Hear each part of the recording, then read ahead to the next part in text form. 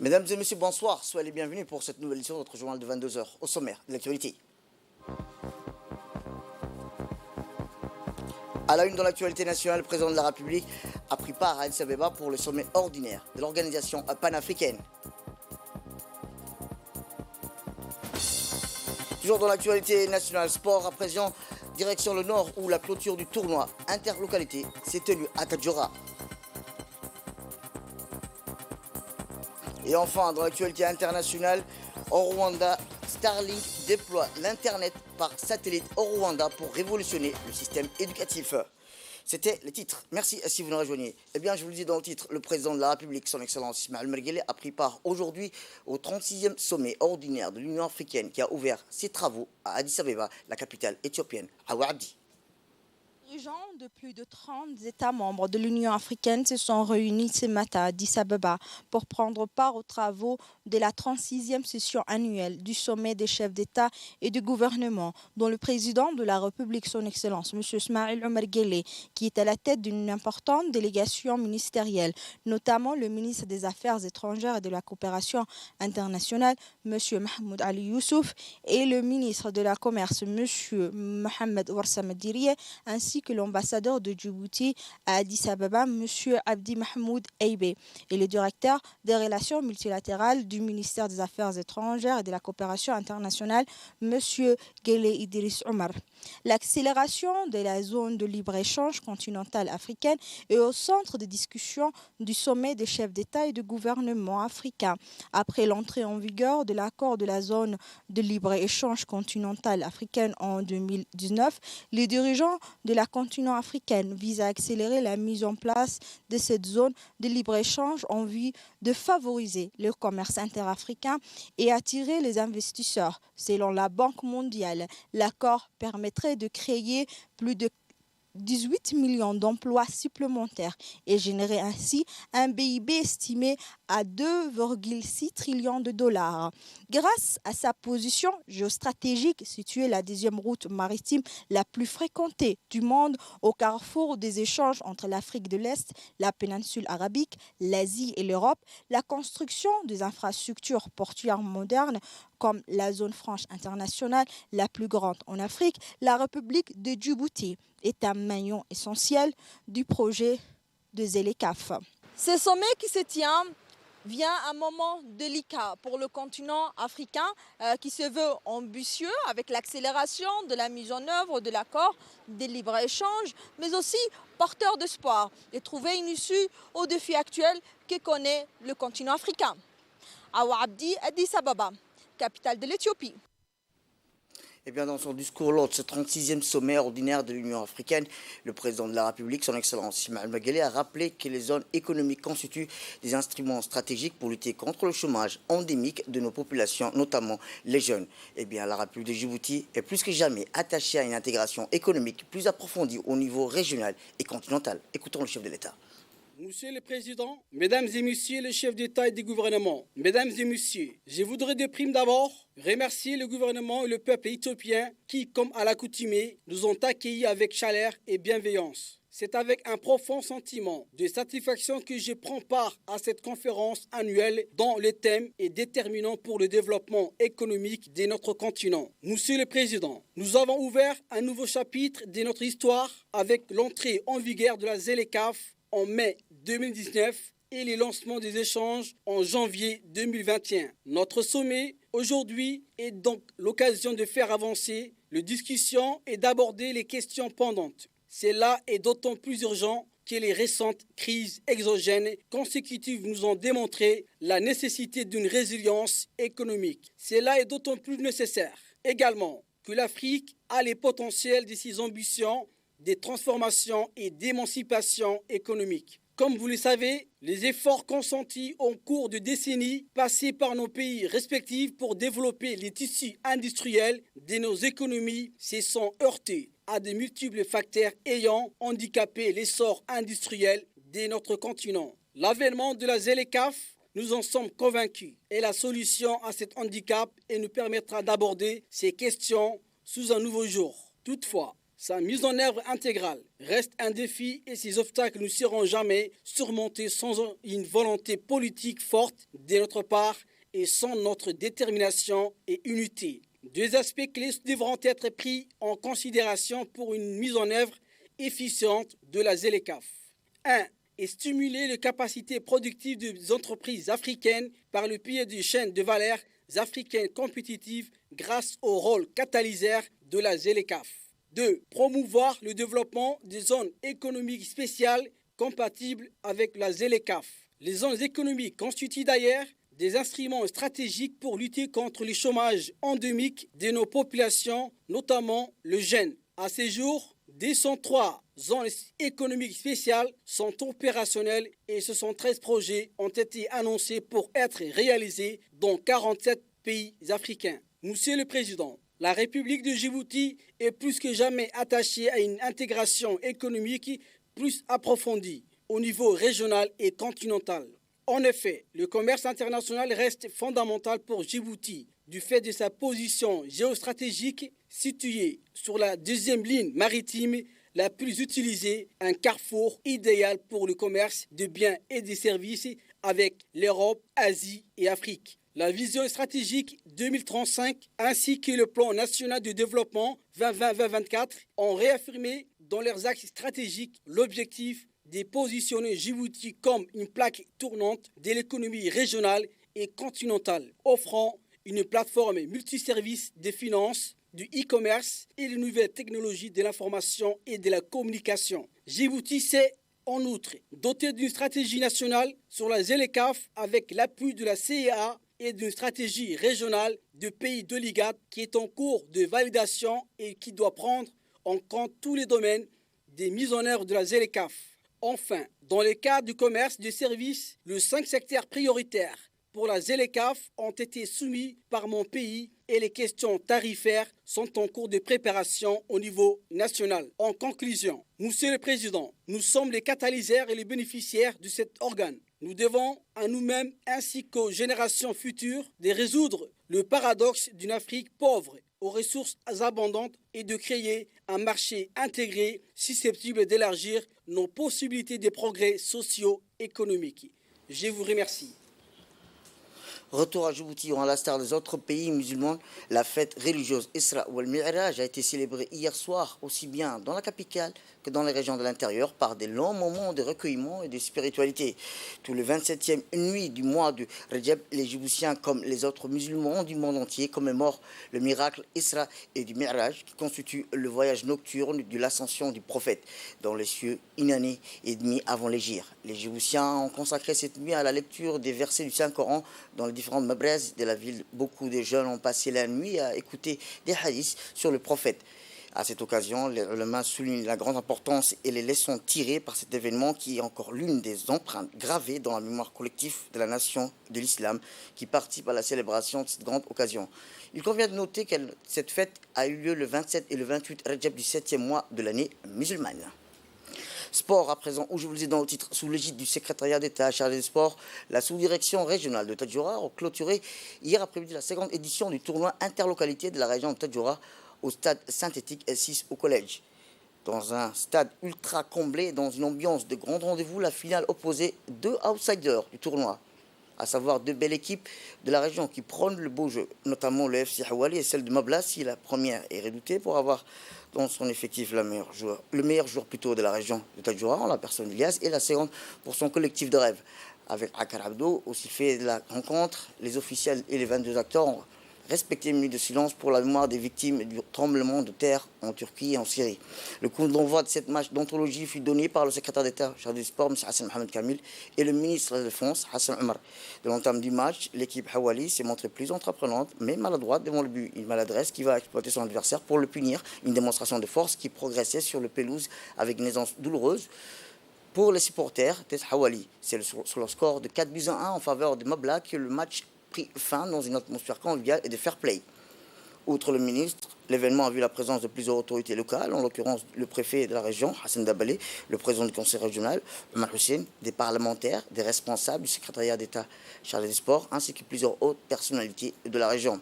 La finale a tenu toutes ses promesses et a permis au public de vivre le football digne de son nom. À l'issue, les vainqueurs ont été vaincus, ont été honorés pour le podium, ainsi que les joueurs qui se sont distingués tout au long du tournoi. La compétition a pris fin sur une note de satisfaction générale et un rendez-vous pris pour l'année prochaine.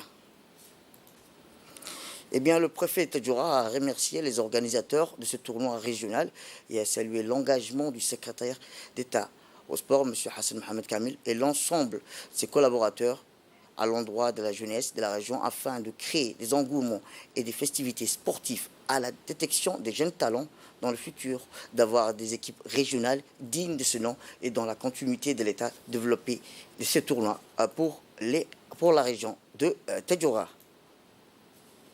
Eh bien, voici les propos du secrétaire d'État à la jeunesse et au sport. À la finale, comme on a fait l'ouverture de la deuxième édition du tournoi de localité, on voit très bien que ce tournoi attire pratiquement toute la jeunesse, que ce soit jeunes filles ou garçons. Aujourd'hui, nous avons la preuve, le terrain il est envahi parce qu'il y a l'équipe de Mabla qui a remporté la coupe. Aux dépens de Iwali. Donc les jeunes s'identifient à la région. Et je dis bravo, bravo à l'équipe organisatrice, parce que c'est ce genre d'engouement qui sert à beaucoup pour la région. Et je demande aussi aux autres régions de faire la même chose. Parce que moi, lorsqu'on me sollicite, je viens. Ça dépend toujours des personnes qui travaillent dans la région. Donc un grand bravo d'abord pour l'équipe du sport de Tadjoura. Mais après aussi un grand bravo au préfet de la région, au président des conseils, toutes les personnes qui travaillent tout autour pour que ce tournoi soit reconnu aujourd'hui sincèrement dans la ville de Djibouti aussi, parce que nous avons les échos. Et c'est une bonne chose. Direction Prague, où M. Yassine Hussein Douale a remis mercredi ses lettres de créance à M. Miloš Zeman, président de la République tchèque, en sa qualité d'ambassadeur extraordinaire et plénipotentiaire de la République de Djibouti auprès de la République tchèque, avec résidence à Berlin, en Allemagne. M. Yassine Hussein Douale, ambassadeur de la République de Djibouti auprès de la République tchèque, a été reçu dans le château de Prague, siège de la présidence tchèque et ancien palais royal. L'ambassadeur de la République de Djibouti auprès de la République tchèque a tenu à transmettre à M. Miloš Zeman les salutations du président de la République de Djibouti, M. Ismail Mergelé. Il s'est également engagé à renforcer les relations d'amitié et de coopération qui existent entre les deux pays. Le président tchèque a de son côté souhaité la bienvenue à l'ambassadeur de la République tchèque, M. Yassine Hussein Douale, lui a fait part de son soutien dans l'accomplissement de sa nouvelle mission. Il lui a également demandé de transmettre ses sincères salutations et ses meilleurs voeux au président de la République de Djibouti, M. Ismail Mergelé. Le président fédéral tchèque a eu un entretien avec l'ambassadeur Yassine Hussein Douale qui a porté sur les relations bilatérales ainsi que sur les questions d'ordre régional et international. La cérémonie a pris fin après ces brefs échanges. Retour à Djibouti, où l'Organisation météorologique mondiale, en collaboration avec la République fédérale d'Éthiopie, par intermédiaire de l'Institut météorologique éthiopienne, a tenu du 13 au 17 février à Addis Abeba une conférence sur le renforcement et la transformation numérique des services hydrométéorologiques nationaux en Afrique. Cette conférence a réuni des experts mondiaux et régionaux des services météorologiques, climat hydrologique en Afrique, avec des décideurs politiques pour renforcer la transformation numérique des services hydrométéorologiques dans la région. Rappelons que plus de 140 participants ont pris part à ces 2 jours de réunion, dont notamment des directeurs généraux de 54 agences nationales de la météorologie de l'Afrique étaient présents à la réunion. L'objectif général de la conférence était de développer une stratégie pour renforcer les services météorologiques en Afrique grâce à des technologies numériques appropriées pour la prestation des services afin de fournir des services d'alerte précoce pour tous. Retour à Djibouti, où l'inspection des vies scolaires, en collaboration avec les établissements scolaires, a procédé ce matin à la remise d'un don de livres et des habits collectés par les élèves au profit de leurs camarades du collège de Yobouki. La cérémonie s'est déroulée au lycée Jama Youssouf en présence de Bachir Ibrahim, chef de service d'enseignement secondaire, et M. Amin Mohamed, inspecteur de la vie scolaire, Sharmaki Waberi, proviseur du lycée Jama Youssouf. La journée a été riche en émotions, à commencer par la lecture du Saint-Coran, suivi de l'hymne national, des sketchs de poèmes en 3 langues, traduits par le lycéen Jama Youssouf. L'action a été organisée à la suite de la célébration de la Journée internationale de solidarité scolaire. Cette opération avait pour but de favoriser un esprit de solidarité entre les élèves et d'aider ses concitoyens dans le besoin.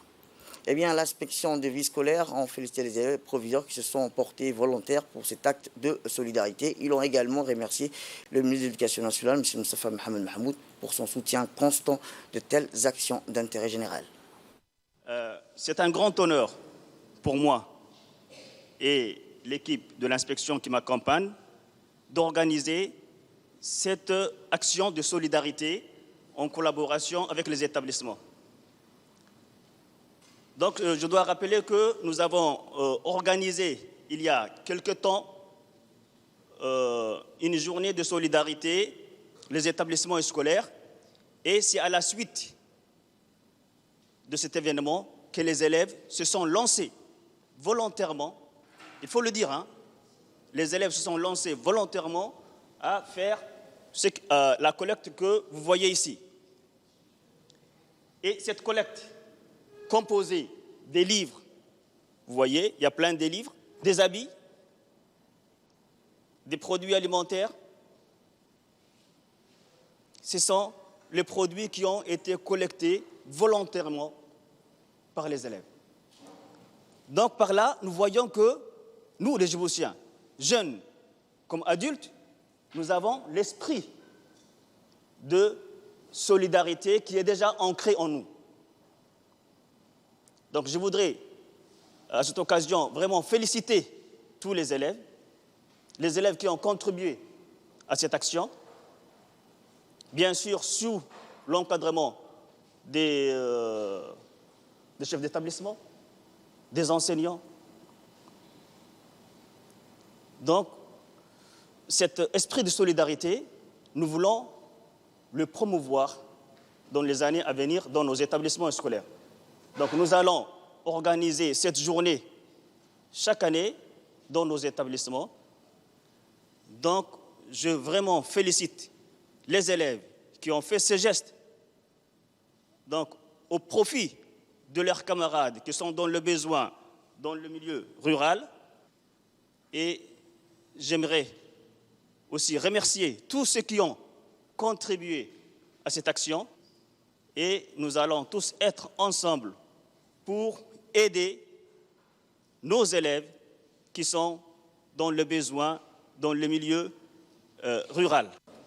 Je voudrais ici remercier tout le personnel, tout le monde qui ont contribué de près et de loin pour cet acte de solidarité. Et surtout, je remercie les élèves parce que ce que vous avez fait, c'est quelque chose de très touchant. Je pense que les élèves à qui on va remettre ces dons de collecte, je pense qu'ils seront très contents parce que ce sont des élèves qui ne sont pas dans les mêmes conditions que vous, mais je pense qu'ils seront fiers. Et tout ce que je peux dire, c'est de continuer dans cette voie-là. Et merci beaucoup à tout le monde qui ont contribué à cette solidarité. Et dans l'actualité internationale, le roi du Maroc, Mohamed VI, a fait un don de 2000 tonnes de fertilisants aux agriculteurs gabonais. L'initiative voudrait permettre aux bénéficiaires d'accroître le rendement et témoigner de l'importance des relations profondes, riches, solidement ancrées dans le Maroc et le Gabon, ainsi que les liens fortes, fraternité solide entre les deux peuples.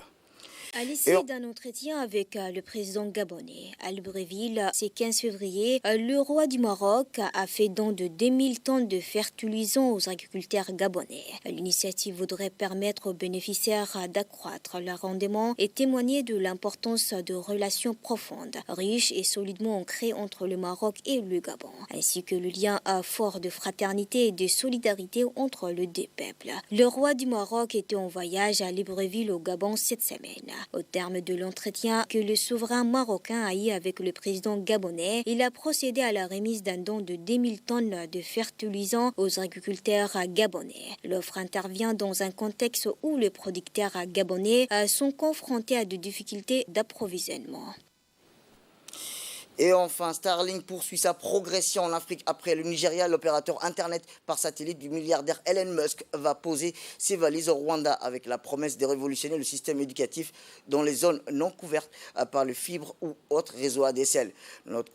Ainsi a rendu un micro-professeur Kimush dans la capitale rwandaise. Cela jouera un rôle important dans l'amélioration de l'éducation, surtout pour une école comme celle-ci qui n'est pas connectée à un réseau Internet fiable, a-t-il déclaré le professeur. C'est la fin de cette édition. Merci à vous de nous avoir suivis. Restez avec nous pour la suite de nos programmes télévisés.